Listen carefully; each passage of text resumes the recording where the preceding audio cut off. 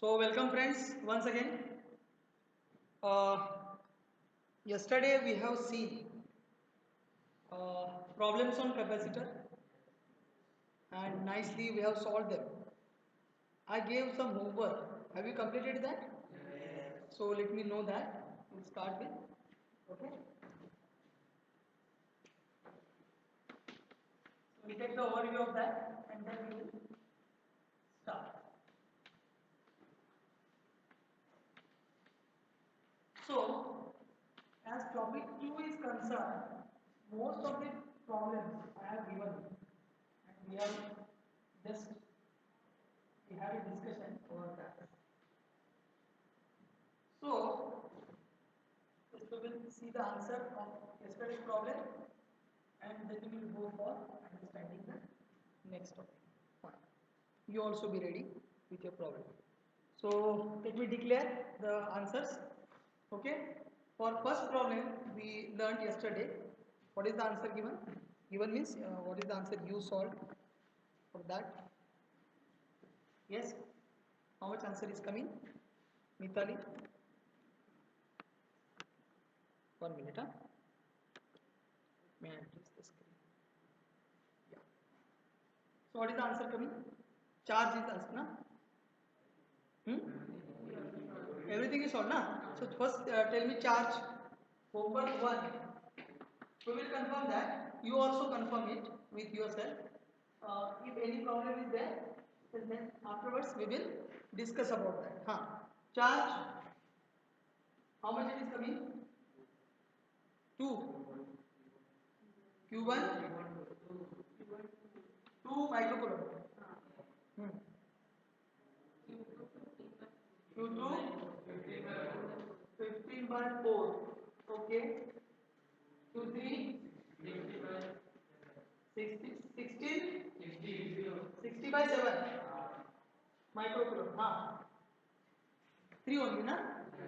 Total charge, how much it is coming? Have you calculated? Total charge? No, only we have to do the addition of them and you have to cross check. Total charge is what? Q total. How much it will come? C equivalent into total potential. C equivalent means mixed grouping. C equivalent for mixed grouping.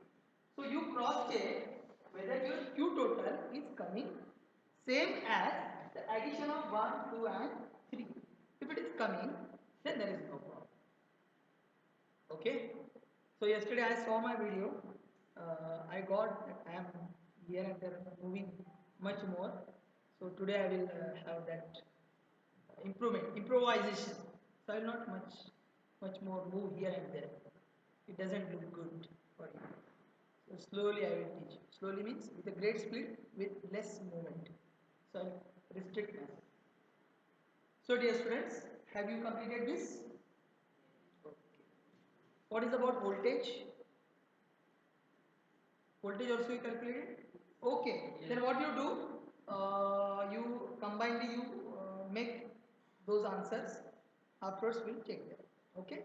So both for homework 1 and homework 2. If you do have any problem, feel free to ask me. Okay. I'm there to help you. So today, beta, we will start with the next point. And let me repeat once again about the deleted syllabus. What is deleted syllabus? Chapter 1, I told you Gauss theorem application for spherical shape inside and outside. Understood? So that is deleted. I have given that deleted syllabus. And next one for chapter 2, what is given? I gave actually. For chapter 2, have I given you deleted syllabus? I think I sent to some students. I will send to you also, no problem. On the group I will send. 1 minute. I will check it. Wait for a while.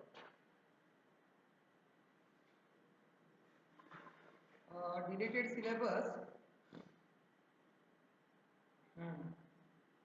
And beta, one more thing. I am going to give you one formula sheet that will be solely utilized for CET problem solving.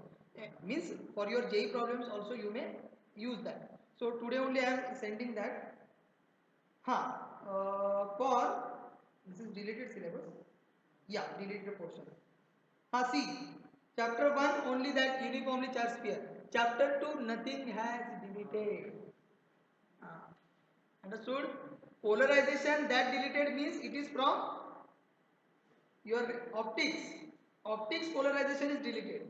This dielectrics and polarization has not been deleted. So you must be reading with dielectrics and polarization. Okay, that will come. Now, shall we move on chapter 3? Are you ready for that? If you are having any doubt, you may ask me. So I will continue with that. So what to do? Shall we start with topic 3? Is there any problem for 1 and 2? Are you okay with whatever the derivations I told, important points I told, you also? So be ready with that. जितना बोला है उतना करो. काफी है आपके लिए, काफी. Just you check the lectures, you will get the idea. So now we will go for chapter number 3. So first we will start with deleted. So chapter number 3 deleted is carbon resistor. Color code of carbon resistor and resistors in series and parallel. So let me tell you, they are never asking questions on that. That only they have deleted. This is a drama from CBSE. So I am not expected to do like this statement. So I am not making them. So chapter number 3, they have never asked much more. Sometimes they are asking for 1 mark. The carbon resistor has colors printed, red, orange, whatever. So like that, one question only, 1 mark question they are asking sometimes. So that question will not be there for this year. Okay? Remaining all are there. So बेटा एक एक से एक एक इसको देख के जा. Getting my point?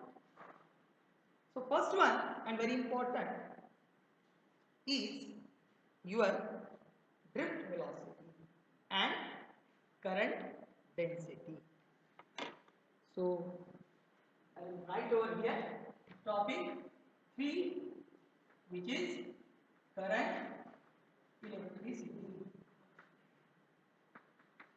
Topic 3, current electricity.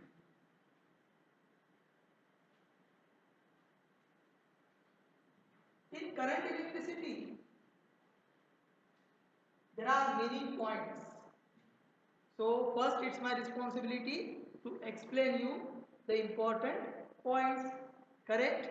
So first and very important is drift velocity, current density and mobility. Okay? Number 1 important is INP, drift velocity. बाद में क्या बेटा? करंट डेंसिटी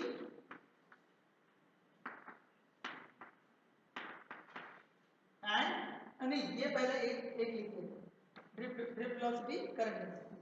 इसमें क्या आएगा देखो, पहला आएगा बेटा definition. First one will come as definition. Second one will be definition means what is mean by drift velocity. Okay, diagram. Do you have diagram? I have given you, na? After diagram, you will be going for derivation. That is relation between drift velocity and current. So derivation. Derivation which? Derivation will be, tell me, VD and I. So what is that derivation? Are you able to recall? I is equal to NE A VD. Are you sure? No? NE A VD. Very important derivation. Make it 5 star. Very important. If you are not still done that, I will suggest you today only you have to do it. It should be done. It's very important.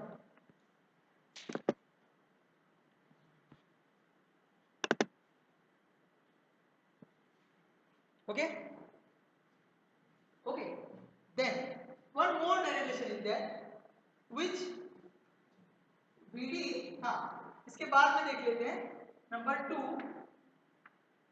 Relation between हाँ VD and J. What is your J? Current density. Relation between VD and J. J is the current density. What is J?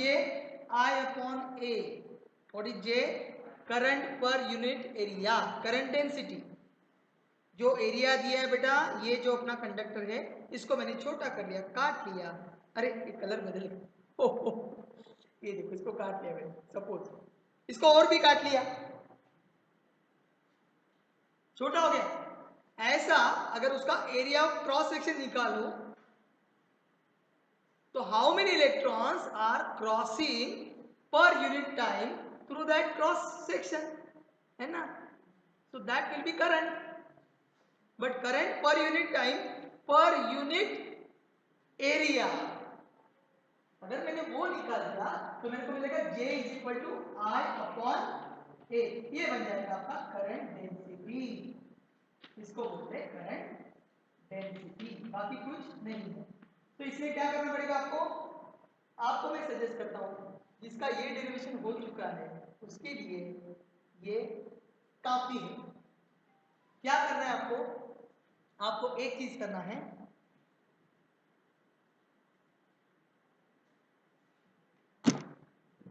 आपको एक चीज करना है, VD and J is there ना, I is equal to NEAVD, तो my J will become directly I को A से divide करो तो यहाँ पे भी A से डिवाइड करो, A ने A को काटा, ये बन गया NEVD,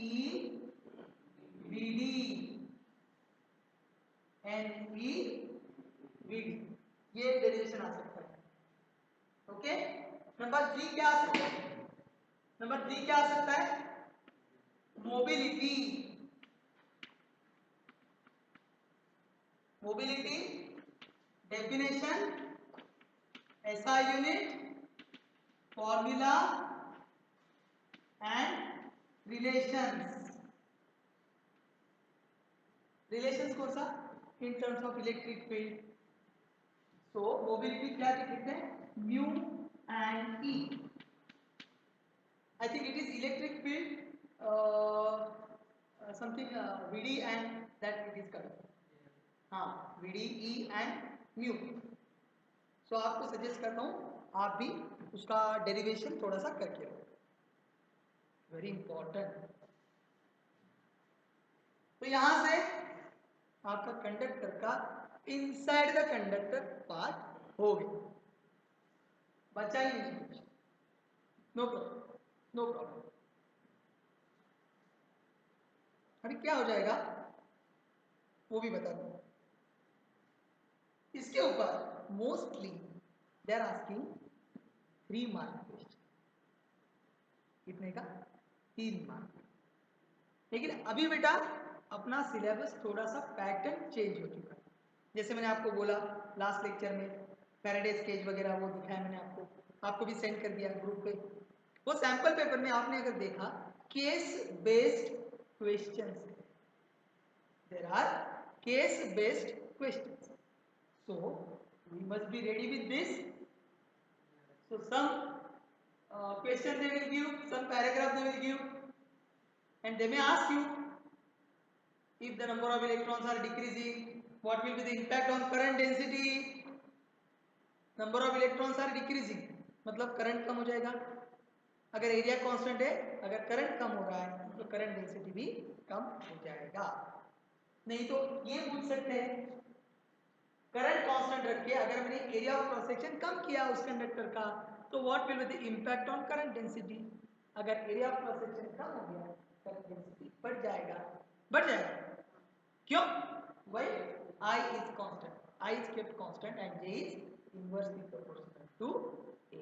ऐसे छोटे छोटे छोटे छोटे क्रिस्पी क्वेश्चंस वो पूछ सकते, They will not ask you the rocket science. And let me tell you one thing, very important. For the paragraph based questions, always keep in mind, questions are based on paragraph. So answer of each and every question for the paragraph type will be there in paragraph itself. You must be smart to find it. Okay एक एक line को ठीक से पढ़ो.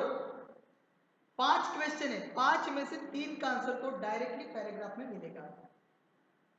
Directly मतलब directly नहीं, you have to logically read. और कितने सॉल्व करने हैं? 5 दिया है, 4 आउट ऑफ 5 सॉल्व करना, 4 ही सॉल्व करना है. 4 तो आपके पास उसमें ऑप्शन है, there is one option. So any 4 out of 5 you have to solve. ऐसा कितना सॉल्व करना है? 2 पैराग्राफ सॉल्व करना है ना. तो यहाँ पे आपका 8 मार्क बनेगा. कौन से टॉपिक पे आएगा, क्या हो जाएगा, I can't tell you. But if they want to ask, they may ask on this. Okay, mostly जो इंस्ट्रूमेंट टाइप के होते हैं वहां पे पूछते. पहला मैंने फैराडे केज का दिखाया आपको, वो दिया ही था. ऑप्टिक्स के ऊपर पूछ सकते हैं. अभी मैं उसके ऊपर फ्लैश नहीं करता, अभी मेरा टॉपिक है करंट. करंट में क्या क्या दे सकते हैं, इसके ऊपर आ सकता है. So you keep on focusing. Paragraph type को क्या बोलेंगे हम? केस बेस्ड ना, सीबीक्यू बोलते हैं उसको. सीबीक्यू, सीबीक्यू केस बेस्ड सीबीक्यू बोलते हैं. तो आज से मैं बोलूंगा अगर सीबीक्यू, तो इसके ऊपर भी सीबीक्यू आ सकता है. Now it's your responsibility. मैं भी गूगल करता हूं, अगर आपको कहीं पे भी ऐसे पैराग्राफ वाले क्वेश्चंस मिलते हैं, कौन से एग्जाम के लिए, अलग अलग टाइप के एग्जाम के लिए ऐसे टाइप के पैराग्राफ वाले क्वेश्चन होते हैं, क्या हो जाएगा, अभी उन्होंने सेट किया है. मतलब वो भी क्या, वो भी कहां से करेंगे? They will find different different exams. May be it may be of BSc level, MSc level, it may be. They will take that paragraph, they will set it here, कौन से टॉपिक में बैठ रहा है, थोड़ा सा क्वेश्चन इधर उधर करेंगे, थोड़ा सा उसको इजी करेंगे, दे डालेंगे आपके. ऐसा होता है. सो ड्रिफ्ट वेलोसिटी के लिए आप बी रेडी फॉर सीबीक्यू. अगर आपको कहाँ पे भी पैराग्राफ टाइप मिलता है तो उसका आप प्रैक्टिस करो. अंडरस्टूड? तो is there any problem in this? ये तो मैंने पूरा पढ़ाया आपको, तो आपको भी पढ़ाया, कुछ चेंज नहीं है, तो आपको ये करना है. Understood? So we have started with third topic. Third topic we have completed drift velocity, current density, mobility and everything. So that was totally theoretical and derivation type. मेरे को नहीं लग रहा है इसके ऊपर ज्यादा प्रॉब्लम आएगा. अगर प्रॉब्लम आया तो किसके ऊपर आएगा? डेंजर जोन है मोबिलिटी. अगर आ गया प्रॉब्लम तो मोबिलिटी के ऊपर पूछ सकते हैं, करंट डेंसिटी के ऊपर पूछ सकते हैं, और इस फॉर्मूला के ऊपर पूछ सकते हैं. तो प्रॉब्लम अगर आया तो प्रॉब्लम के लिए क्या लिखने का? प्रॉब्लम किसके ऊपर?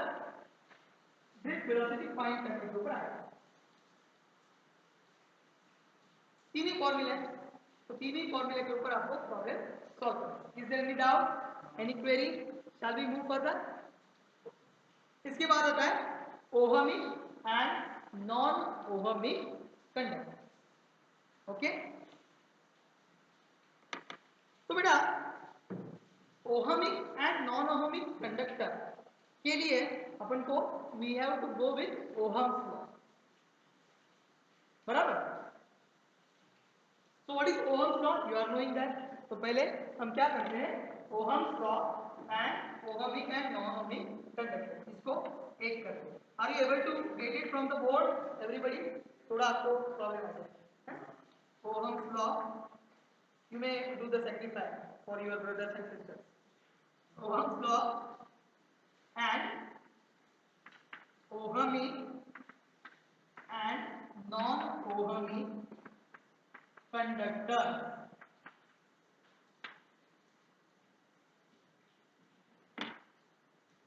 So Ohm's law is very simple. Ohm's law में क्या बताते हैं? so long as the physical state of the conductor remains same, ऐसे बोलते हैं so long as the physical state of the conductor remains same. यहां पे क्या आता है फिजिकल स्टेट का मतलब क्या है? Physical state length, area of cross section, material, किस मिट्टी के बने हो आप पूछते हैं of which material it is made up of. हाँ, तो length, area of cross section, material, okay, and one more temperature. और ये टेम्परेचर क्यों लेते हैं? क्योंकि आपका जो रेजिस्टेंस है एंड रेजिस्टिविटी मतलब conductivity, how that conductor will be able to conduct the electricity. तो ये चीज होती है यहां पे टेम्परेचर का भी मैटर करता है.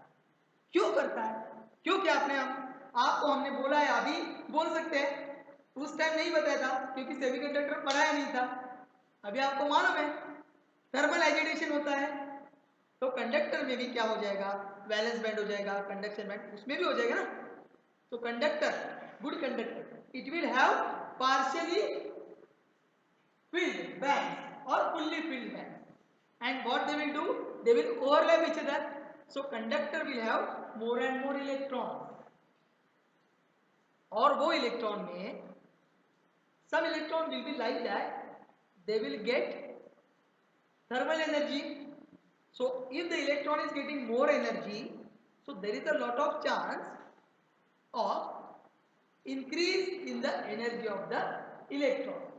So, and you are knowing that whenever the energy of electron will increase, अगर इलेक्ट्रॉन का एनर्जी बढ़ जाएगा तो ताकत आ जाएगा, तो कंडक्टिविटी के ऊपर इंपैक्ट आ जाएगा.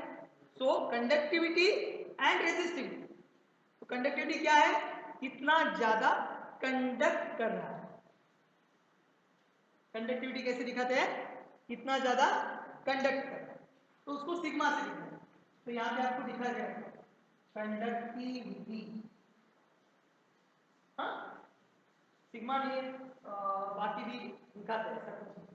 हाँ, तो कंडक्टिविटी को मैंने सिग्मा से दिखाया, तो रेजिस्टिविटी रो से दिखाया. Are you getting my point? Resistivity will be shown by rho, and इसमें रिलेशन क्या है? Rho is 1 by sigma. They are inversely proportional.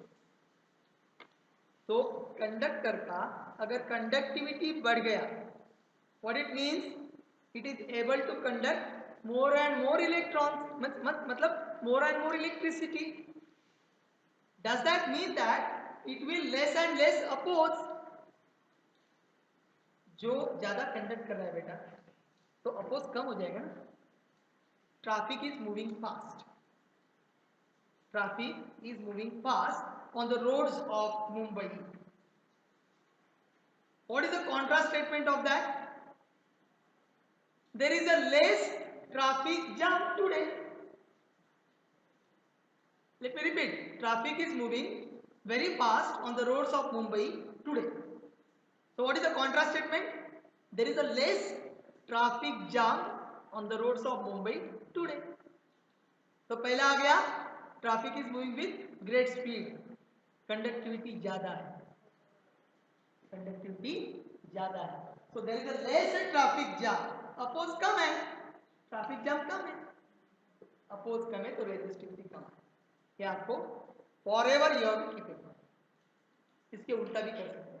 अगर ट्रैफिक जाम ज्यादा है आज, इसका मतलब traffic is moving with very less speed, तो कंडक्टिविटी कम. ये क्यों बताया आपको? Because whatever the Ohm's law is there, it is the basic, and after that we will see these all things. तो ओहम्स लॉ क्या है? So long as, अभी वो बता रहा था, बीच में रहेगा. Physical state, length, area of cross section, material and temperature. Physical state of any conductor, it will be remaining same. Then we will be going for this Ohm's law. Then what is that? Current through the conductor is directly proportional to the potential difference applied across its two ends. Getting my point? So generally हम लिखते हैं Ohm's law के लिए क्या लिखते हैं बेटा V is equal to दिख रहा हूं मैं V is equal to I okay यहाँ पे I is equal to V upon R and all everything that you are knowing and R is called as the resistance of a conductor. Okay. Now ये हो गया resistance का तो resistivity भी लेते हैं तो रेजिस्टिविटी कैसे लिखते हैं रेजिस्टिविटी नहीं रेजिस्टेंस पहले लिखता हूँ रेजिस्टेंस इज मैंने क्या क्या बताया 3 पॉइंट बताया length L area of cross section A material मतलब मटेरियल ऐसा कुछ नहीं है मटेरियल रेजिस्टिविटी में आता है मटेरियल प्रॉपर्टी एंड टेम्परेचर का बाद में L and A R is directly proportional to L and R is inversely proportional to A combined I can write R is proportional to L upon A so lastly I can write क्या लिख सकते हो बेटा R is equal to बोलो रो into L by A तो इस topic में बेटा आपको बहुत ज़्यादा काम करना है बहुत डिफरेंट टाइप के क्वेश्चन सॉल्व करने हैं वो क्या है वो आपको मैं one by one point by point बता क्योंकि ये 3 टॉपिक है चैप्टर नंबर 1, 2 एंड 3 टोटल मिलके आपको 16 मार्क्स है उसमें से मैंने 8 मार्क किसको दिया है पहले 2 टॉपिक को मतलब पूरा बाकी का 8 मार्क इसके ऊपर डिपेंड 8 ही होगा ऐसा नहीं कुछ इधर उधर हो सकता है 6 to 8 मैं बोला गेटिंग माय पॉइंट तो बेटा मैंने आपको क्या बोला you have to work much more for this fact तो क्या है वो आपको मैं एक एक बता ये हो गया बेटा आपका भी हो गया सो टेक द स्क्रीनशॉट और pause the video and right it down I will go चलो गो ओके फाइन ये हो गया 4 नंबर अभी 4 नंबर को थोड़ा सा हम एक्सप्लोर कुछ नहीं है बेटा मेरे जैसा आदमी अगर ध्यान में रख सकता है and very average person let me tell you my power of recalling everything is very less so if still I am able to explain in front of you it means that it is easy and you can also do जितना आप recall कर सकते हो उतना भी नहीं मैं recall कर सकता I am very average person but I can do it with practice regularly in a year I may be teaching this not less than 50 times teaching करने से मैं एक बार सिखाता हूँ रिवीजन के लिए एक बार तो क्लास में कितने बार होता है 2 बार और हर एक स्टूडेंट को पर्सनली फिर से बताता हूँ और एग्जाम से पहले जो रिवीजन होता है उसमें भी आता है बहुत टाइम तो यहाँ पे क्या क्या करते हैं तो पहले DIM लिखो उसको और क्या क्या टाइप आपको पढ़ना है आपने पढ़ा है बेटा you have done that but still it's my responsibility to explain you that and one by one you have to be ready with that so resistivity and resistance तो पहला आपको ध्यान में रखना है resistivity is a constant property of medium okay अरे sir no so it will not depend on anything आपको पूछेंगे एक कंडक्टर है उसका एरिया बदल दिया what will be the impact on resistivity answer क्या लिखने का पागल है it will be constant पागल है क्या delete it will be constant that's all कुछ नहीं चेंज होता है resistance yeah it will change so resistivity is the constant property of the material so when resistivity will change never ऐसा नहीं है चेंज हो सकती है कब हो सकती है कॉपर को लिया उसको छोड़ के एल्यूमिनियम को लिया चेंज हो गया उसको छोड़ के मैंगनीज लिया resistivity will change material to material it will change so it only changes हाँ, it only changes from material to material.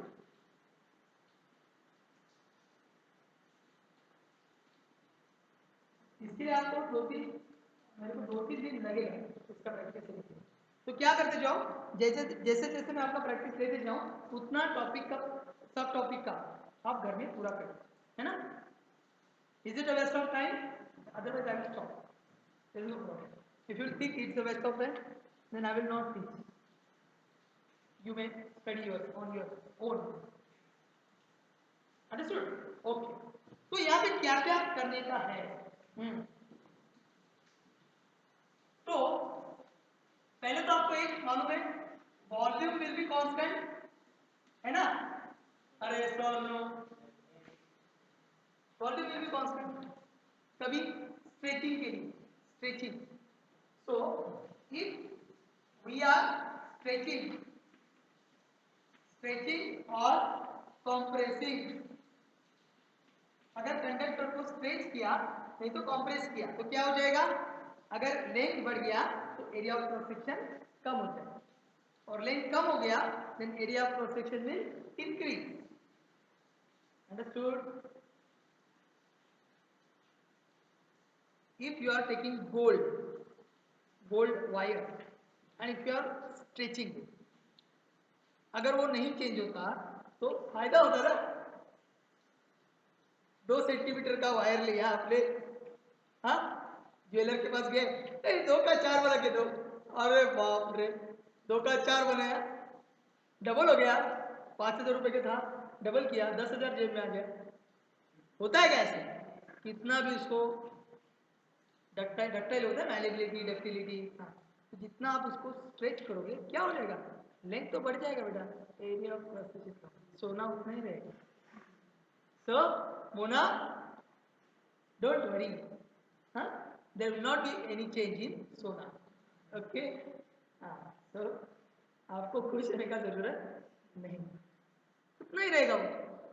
वही पैटर्न है फिजिक्स में, उसको नहीं तो ज्योमेट्री में उसको कांस्टेंट वॉल्यूम बोलते हैं. तो if you are stretching, length is increase, area of cross section will decrease. So यहाँ पे ये आ जाएगा, R is proportional to L upon A. So if A is increased, A will decrease, L will decrease, A will increase. That's all. हो गया, है ना? तो यहाँ पे आपको कौन सा फॉर्मूला यूज करना है? कैसा? सपोज डबल की तो L2 क्या हो जाएगा? 12. तो A2 डायरेक्टली क्या लिखेगा?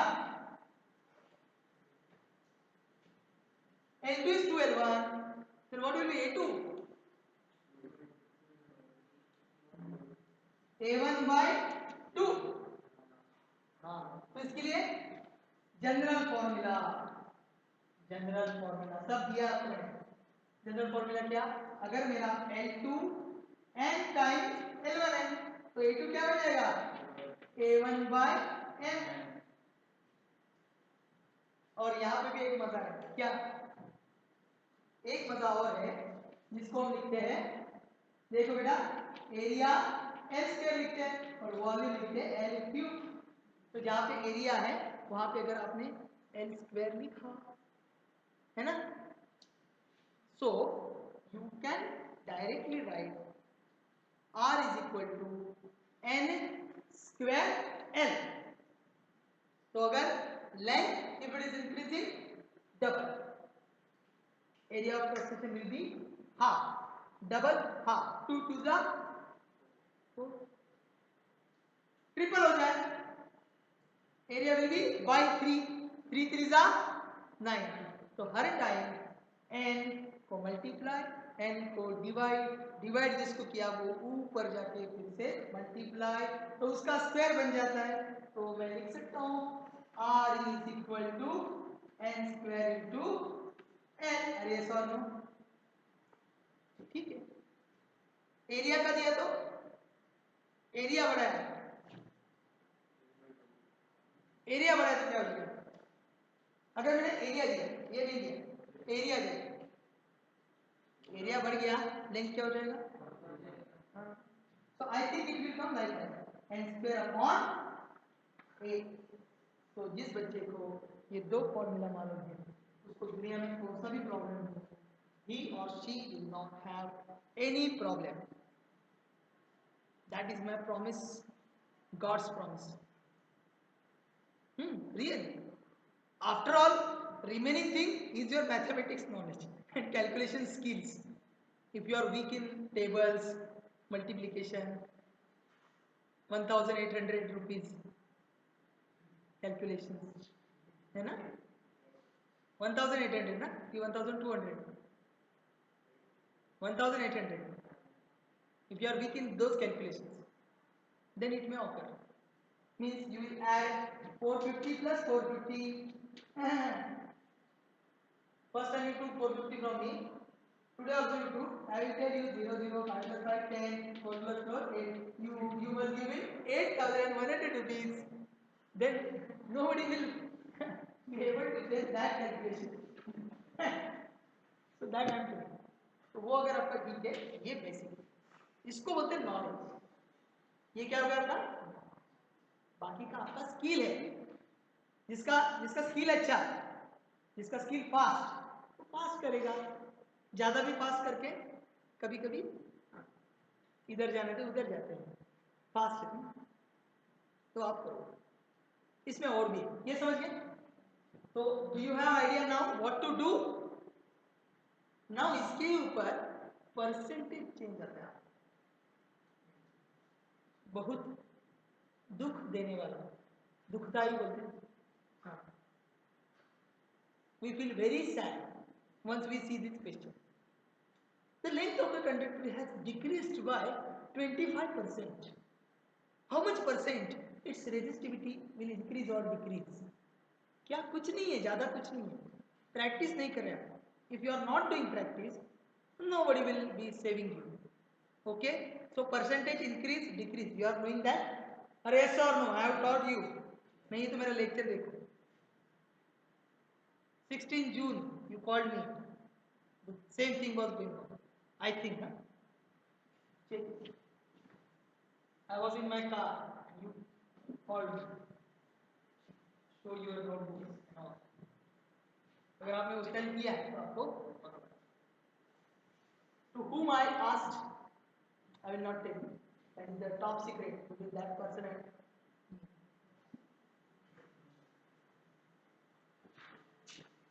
Okay. So very important. आपको क्या करना है? Problems on, directly लिख दो, problems on percentage increase or decrease in resistivity. Sometimes here you use error analysis also. So if you have done error analysis nicely in your class 11, then you will not have any problem solving this. आपके लिए बताता हूँ percentage increase कैसे निकालते हैं। Correct, final minus initial upon initial multiplied by 100। Percentage decrease बताए तो initial minus final upon initial into 100। तो इसके लिए एक आइडिया, क्या आइडिया आता है? मैंने बताया आपको, जितना परसेंटेज है वो देख के करना। मतलब क्या? लेंथ इज इंक्रीज बाय 25%, मतलब एरिया विल डिक्रीज बाय 25%। जितना लेंथ इंक्रीज हो उतना ही एरिया। तो लेंथ इंक्रीज किया, suppose yes Sani is not here, she is there in that first class. Number 1, length increased by x%. x% का मतलब क्या? x by 100 ना, मतलब L2 will be L1 plus 0.0x L1। तो ये कैसे लिखते हैं? 1 plus 0.0x into L1। अरे yes or no? हाँ, ये आपको क्लास में सीखा at first. हाँ, I have not taught like this. I have directly given you the idea. कुछ भी कर सकते। तो एरिया कैसे करोगे? A2 will be A1 minus 0.0x, उतना है A1। तो यहाँ पे क्या हो जाएगा? 1 माइनस 0.0x इंटू a1, बस हो गया। तो यहाँ पे 1 प्लस है, यहाँ पे 1 माइनस है, ये नहीं चेंज होता है, 0.0x it is not changing, लेकिन डायरेक्टली भी मत लो। So while doing that, directly जितना परसेंटेज है, अगर 25% है, इफ इट इज 25% इंक्रीज, तो क्या हो जाएगा, L2 25% से बढ़ जाएगा, मतलब it will B 1.25 L1, directly करो 1 प्लस 0.25, और A2 कितना हो जाएगा, 1 से 25 कम करो 0.75 L1, अरे सॉरी, अभी 1.25 अगर आप मिक्स फ्रैक्शन में लिखोगे तो कितना है, it will be proper fraction ना, and this will be improper. 6th 7th class अगर आपने पढ़ा है तो, मैंने नहीं पढ़ा है, आपने पढ़ा होगा। 1.25 कितना आता है, 1 इंटीजर 1/4 है ना, ये हो गया 1 इंटीजर 1/4, और ये कितना हो गया 3/4, ये ऊपर चला गया, ये नीचे चला गया, नीचे से उल्टा हो जाएगा, वो सब कैलकुलेशन करके भी you can do that, there is no problem, understood. Wait for a minute, ये स्टूडेंट देवे है ना, ए मोहम्मद जस्ट वेट फॉर, हो गया ठीक है, कहां पे आंसर कीजिए, चेक करके बाकी कीजिए। सो ये है बेटा आपका percentage increase and decrease in the resistivity. So according to equation please change, so for that purpose I have given you the idea, क्या आइडिया दिया है हमने, प्रोपोर्शन। आपको अगर याद है, मेरे को मालूम नहीं याद है कि नहीं, अगर आपने दिया है a is proportional to b to the power n, c to the power n upon b to the power x and e to the power y, मैंने बताया। तो क्या करने का है, कुछ नहीं करने का, a1/a2 लिखा अगर आपने, समझ गए ना, ये आपको परसेंटेज के लिए नहीं, ये रेगुलर प्रोपोर्शन है, डबल किया, ट्रिपल किया, स्क्वायर में किया, तो यहाँ पे क्या करते हैं, a1/a2 कैसे लिखोगे बेटा, a1/a2, हाँ जो ऊपर वाला है उसका 1 1 ही आएगा, डायरेक्टली प्रोपोर्शनल है ना, तो ऊपर कितना आएगा, उतना ही आएगा, तो ये क्या आएगा, b1, रविराज को ऑल्सो देगा, b1 to the power m, c1 to the power n, are you getting my point, upon d1 to the power x, e1 to the power y, multiply में दूसरे का ऊपर आएगा, क्या ऊपर आएगा, ये d to the power x, e to the power y upon b1 b to the power m, c to the power n, ऐसा आएगा। So that you can do that. Understood? If you have not understood that, एकदम simple है, कुछ problem नहीं, हाँ? Direct proportion inverse. So if it is good, then sky is the limit. So in this way, resistance, resistivity, and all. Last but not the least, what is that? Can you guess? Yes. Let me see. Can you guess that? What is it? Temperature dependence of resistance and resistivity. एकदम simple, करने का जरूरत ही नहीं है, खाली एक formula ध्यान में रखने का, क्या रखने का, rho t is equal to rho naught into 1 plus alpha delta T.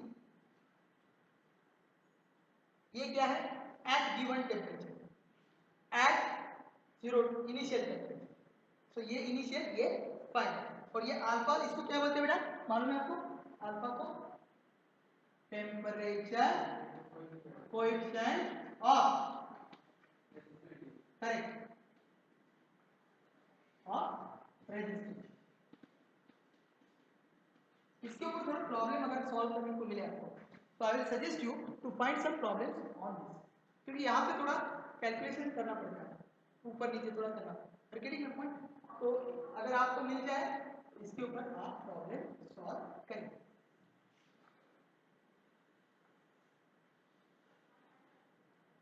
Okay, second one is RT is equal to R naught 1 plus same alpha delta T. अगर ये यहाँ पे अगर आपने अल्फा लिखा है, that alpha is not same as this, तो ये अल्फा बन जाएगा आपका, क्या बन जाएगा Shreyas? Temperature dependence of resistance, temperature coefficient of resistance, तो वो अलग हो जाएगा। कितना अलग हो जाएगा? R equal to rho into L upon A, उतना ही अल्फा का चेंज हो जाएगा, है ना? तो ये बन गया मेरा दूसरा।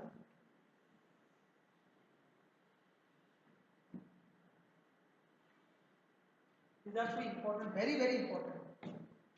शायद आपको बोर्ड पे नहीं आएगा, लेकिन it may come where for your competition. So that's my responsibility to give you idea about this both types. Board में शायद 1-2 मार्क के लिए आ सकता है, आप भी ध्यान रखो बेटा, आपको ये करना है। मैं बात करता हूँ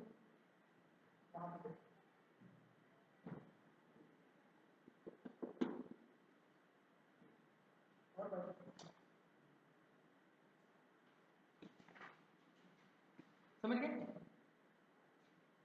can you solve the problems on this? क्या करने का? कुछ भी नहीं, प्रॉब्लम देने का और सॉल्व करने का।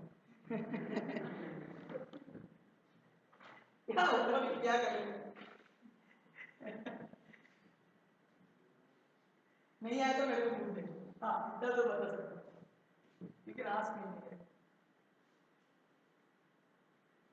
How many of you rate stable and unstable equilibrium? Just raise your hands. आपको हैंड्स रेज करने का जरूरत नहीं, बता सकते हो। ठीक है, so I just humbly request you बेटा, कुछ भी करो, लेकिन आज के आज स्टेबल और अनस्टेबल इक्विलिब्रियम के लिए condition, it's essential, it's a game of potential energy. यहाँ पे कुछ नहीं है इसका, मेरे को ध्यान में है इसलिए मैंने रिकॉल किया। It's a game of potential energy, one minimum one maximum, बस that's all, because it comes for each and every part. ठीक, उसको आपके पास ये करके रखो। So that was all about some theoretical part and the properties of the conductor. तो यहाँ पे the last part, now we will study the resistivity versus temperature, जो मैंने अभी दिया, temperature dependence of resistivity. तो resistivity versus temperature graphs. So the fifth point will be VI and P.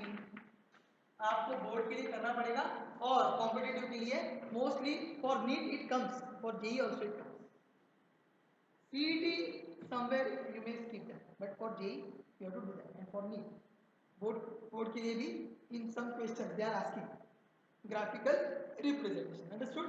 So what will be that? Rho versus P graphs, इसका ये कितना है? Graphs of resistivity versus temperature, किसके लिए? सबके लिए। इसको ही बोलते हैं टेम्परेचर डिपेंडेंस ऑफ रेजिस्टिविटी। इसको क्या बोलते हैं? Temperature dependence of resistivity. तो पहले हमने फॉर्मूला लिखा, अभी इसका ग्राफ दिया था, टेम्परेचर डिपेंडेंस ऑफ रेजिस्टिविटी। कितना कितना है? आपके बुक में है, सब ग्राफ है, मैं भी ग्राफ निकाल के नहीं दे रहा हूं, मैं बोल रहा हूं पहला कंडक्टर के लिए, सेकंड इंसुलेटर के लिए, है ना, नंबर 3 दिख रहा है सेमी कंडक्टर के लिए, बस।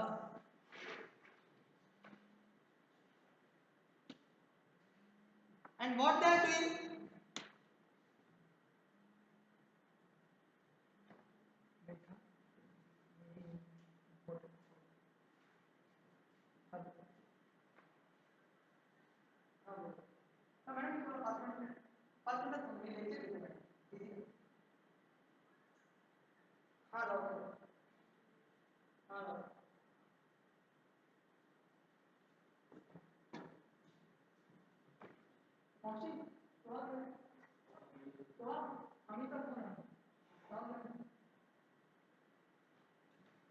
sorry for the disturbance, as I am the class teacher also of PowerPoint class, so I have to take care of all calls from the parents.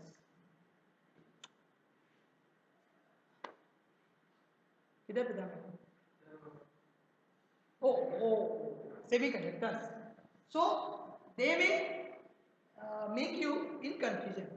Confuse करेंगे. क्या confuse करेंगे? आपको वो समझने ही नहीं देंगे. Nichrome.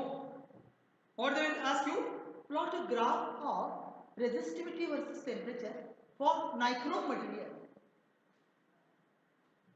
Okay. Nichrome. क्या मालूम होना चाहिए?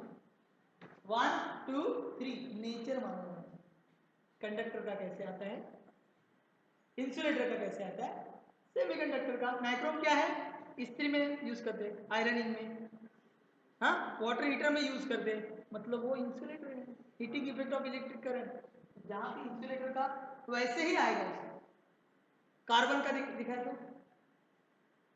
जो जैसा उसका आएगा उसके हिसाब से. सिलिकॉन, जर्मेनियम, आर्सेनिक वो देखना पड़ेगा वो किस में आता है. कॉपर, एल्यूमिनियम, एल्यूमिनियम वैसे तो ज्यादा मटेरियल नहीं, यही मटेरियल के ऊपर पूछना. So do this and earn. Okay. अभी ओहमिक एंड नॉन ओहमिक, तो यहां पे क्या है? This is very very very very very very to the power n important. VRMP to the power n. So first of all, these are ohmic. V and R. R is equal to V upon R. So this will be straight line. R is equal to V upon R. So इनको बोलते हैं ohmic conductors. These are ohmic conductors. The conductors which obey Ohm's law. कुछ पूछते नहीं है, क्या करना है? ओम्स लॉ फॉलो करना है. ओके, अच्छा जी, फॉलो करते हैं. क्या आना चाहिए? आर आना चाहिए, वी अपॉन आई. ओके, हमारा आएगा, डोंट वरी. ऐसे टाइप के जो है वो सब ओहमिक कंडक्टर है. ओके. लेकिन आपने अभी सेमीकंडक्टर पढ़ा है, इसलिए डायरेक्टली दिखाता हूं. अगर आपने डायोड का ग्राफ देखा, डायोड का भी वी वर्सेस आई आता है ना बेटा. अरे yes sir.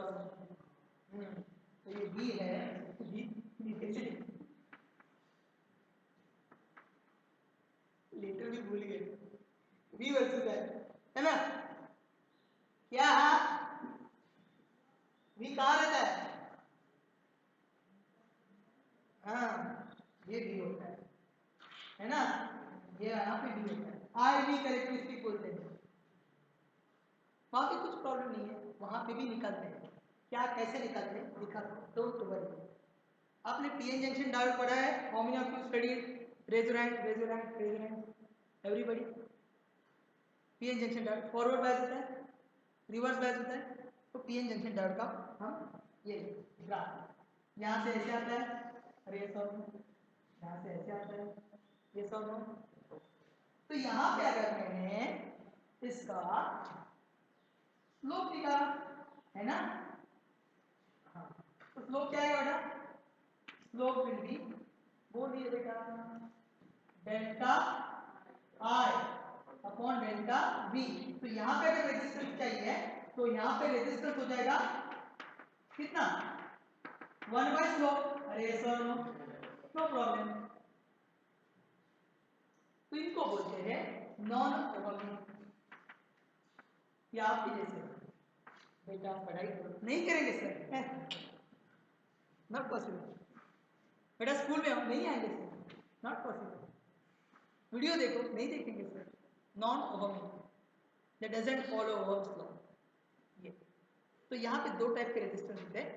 One resistance is static resistance and another is dynamic resistance. तो स्टैटिक में एक ही वैल्यू को लेंगे.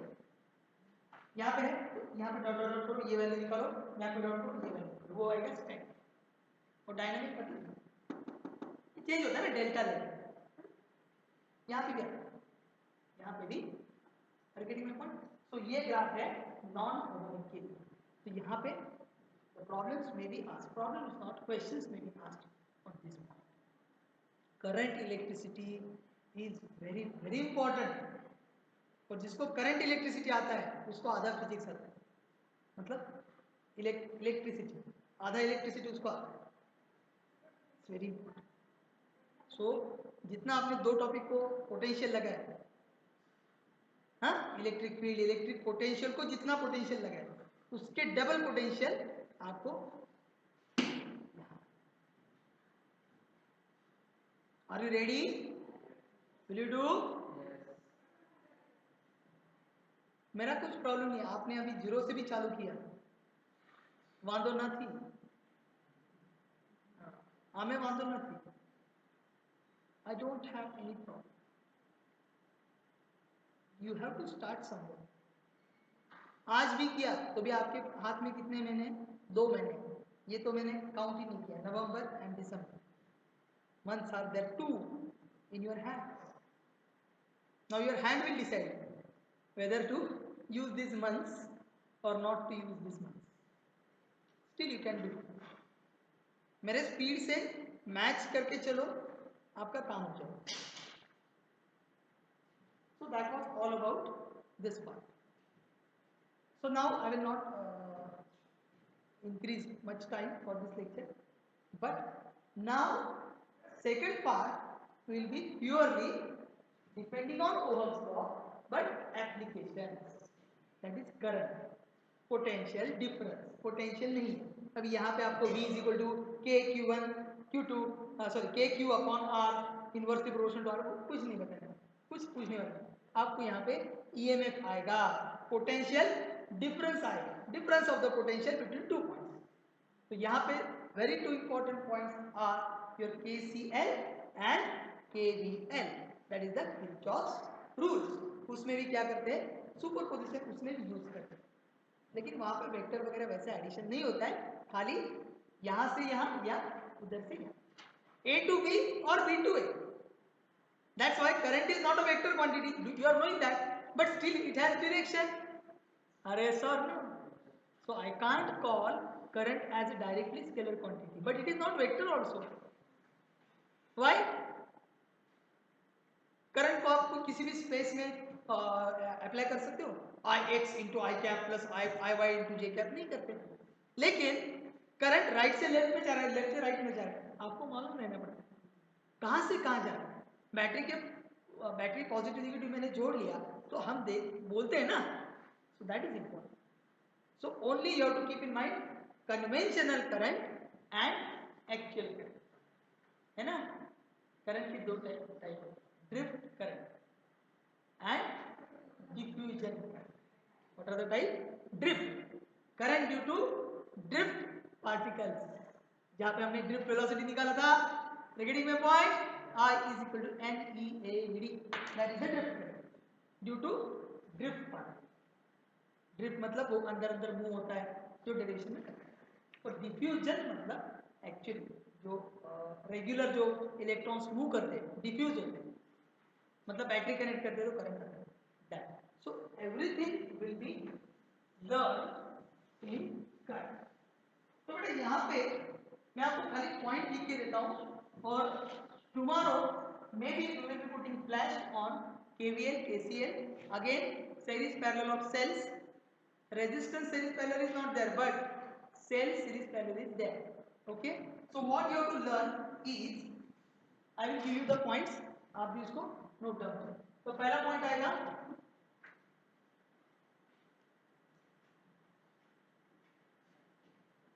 KCL, KVL,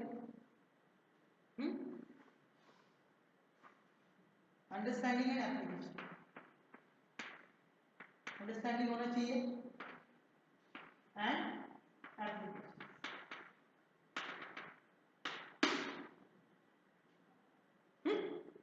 सेकंड क्या हो जाएगा?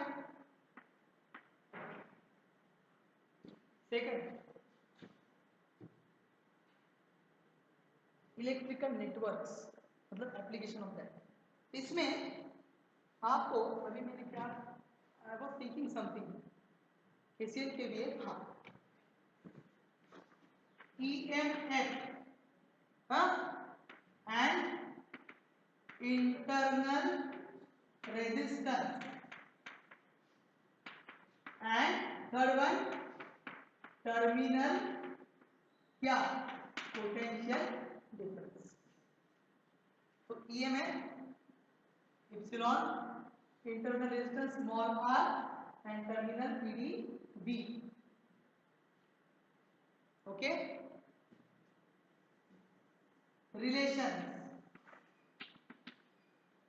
रिलेशंस कौन सा, V is equal to epsilon minus I into R, V is equal to epsilon plus I into R.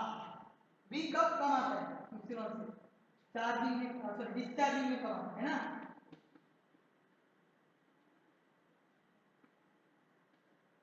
You have 10 lakh rupees and I'm asking for some money. Will you give me total 10 lakh rupees? Never, never. मेरे को तो आप खाओगे क्या, वड़ा पाव खाने के लिए तो पैसा होना चाहिए. तो अगर आपको मैंने बोला सब जितना है जितना दो, फिर भी आप रात का परवाह करोगे, रात को खाना है तो 2 वड़ा पाव कितना लगता है, 12 दूनी 24 रुपये. तो मेरे पास 30 रुपये रखता हूँ sir, 1,99,970 rupees I will give you. If you are earning 2 lakh rupees, then if you are earning 10 lakh rupees, then 9,99,970 rupees will give you. You will not give me 10 lakh. You will keep with you something. वैसे ही अगर battery discharge हो रही है तो जितना EMF है उतना potential नहीं है. ओके. 1.5 वोल्ट का ड्राई सेल है, वो 1.5 वोल्ट ही देता है क्या. Some voltages drop across the cell itself, internal resistance of the cell. तो ये यहाँ पे ये हो गया आपका डिस्चार्जिंग. इसको क्या बोलेंगे हम, चार्जिंग. तो इसके ऊपर आपको थोड़ा सा एम्फसाइज करना पड़ेगा. व्हाट इज द टाइम, हो गया, इट्स 4:52, स्टिल 8 मिनट्स, 1 2 3 4 5 6 7. ओके, बाकी कुछ नहीं, ये ओके. और आपको ये भी करना पड़ेगा, ये इक्वेशन करते ना, एक रेजिस्टेंस दिया, दिख रहा है बेटा सबको, नहीं दिख रहा है तो थोड़ा इधर उधर करके देखो. हाँ, this is R and this is small, और ये मेरा बन गया बैटरी एप्सिलॉन, और ये बन गया मेरा R, है ना. तो अभी क्या बन जाएगा, ये R और ये R, they will be in series. So epsilon will be equal to I into R plus R. अरे ये सॉल्व, और V कितना आएगा, V आएगा इसके अगेंस्ट अलग आएगा, ये आएगा आपका टर्मिनल पोटेंशियल, और ये potential drop across the resistance. तो ये डायग्राम अगर आपने लिखा तो भी अच्छा चलेगा. इसको क्या बोलेंगे, टर्मिनल पीडी. और इसको क्या बोलेंगे, यहाँ पे जो वोल्टेज मिलेगा आपको, यहाँ पे V अगर मिल गया तो पोटेंशियल ड्रॉप अक्रॉस R, उसका वैल्यू कितना आएगा, करंट कितना उसमें जा रहा है I, और रेजिस्टेंस कितना है R. तो ये आता है I into R, always it is coming I into R. So I hope you have understood everything about that. Tomorrow again we will come up with lot more such important stuffs, and I hope you will get practice at home and you will do it. Derivations I have given you, अभी तक जितना derivation बताया आपको करना है, और for exam it will be very important. जितना important है सब मैंने बताया. Okay, so today we shall stop here. Okay, tomorrow we will again meet. Till that stay home, stay safe and stay tuned with physics. Thank you, thanks a lot, bye bye.